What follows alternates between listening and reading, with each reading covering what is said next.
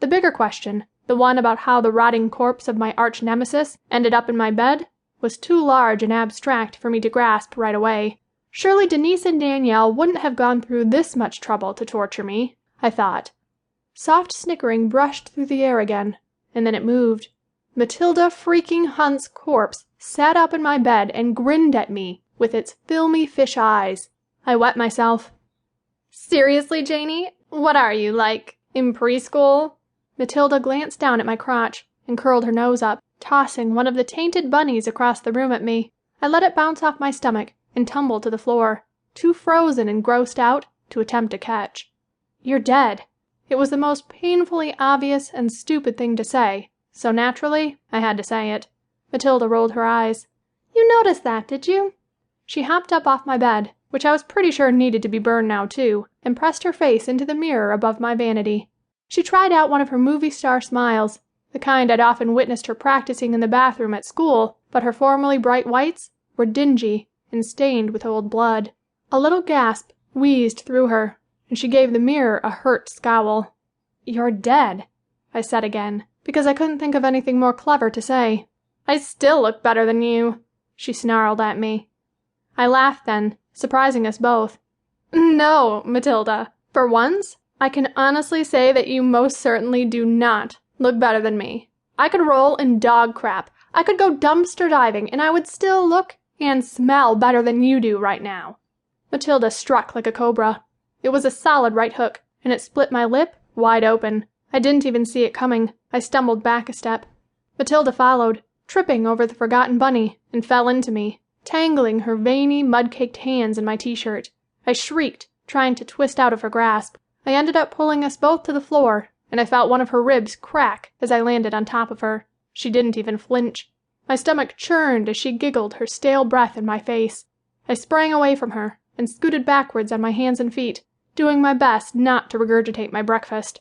I did not want to know what it would taste like coming back up. Besides, I'd already peed my pants, and that was enough humiliation for one day. "This is absurd," I said, scrambling to my feet. I snatched the cell phone off my bedside table. "I'm calling the police. You're trespassing. And you're dead." Matilda propped herself up on her elbows. "You do that. I'll just lie here, still as can be. After you're arrested and charged for digging up a corpse, you'll be committed to an asylum. Do you suppose Wayne would come visit you? I mean, surely he's anxious for a repeat of that pathetic excuse for a kiss you laid on him last night. I knew it. I knew there was something out there." I pointed the phone at her and thought long and hard about chucking the thing across the room, now that I obviously couldn't use it to call for backup. Matilda tilted her head back and howled out a deep, throaty laugh that grated down my spine. Her dry lips cracked and oozed as they stretched around her ghoulish teeth that were even more frighteningly large now that her gums were receding. She was every bit as vicious dead as she had been alive. My throat tightened, and I had to choke down my next breath. The room swelled and shrank, and for a minute I thought the power was surging, but it was just my vision, dimming in time with the panicked pulse drumming through my skull. Maybe if I decapitated her, she wouldn't come back to haunt me again. Of course, then there would be the matter of sneaking an extra dead corpse out of the house. The garbage disposal in the kitchen came to mind. I would need to wait for my nerves to cool, I realized, as the phone slipped from my trembling hand. I needed to buy some time. I needed a distraction.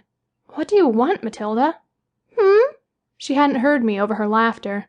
"Why are you here? Why aren't you at Denise or Danielle's house, terrorizing them?" Matilda frowned, drawing her pale skin down so taut over her cheekbones that two blood-red crescents appeared beneath her eyes. She sighed and sat upright, folding her mangled legs under her skirt.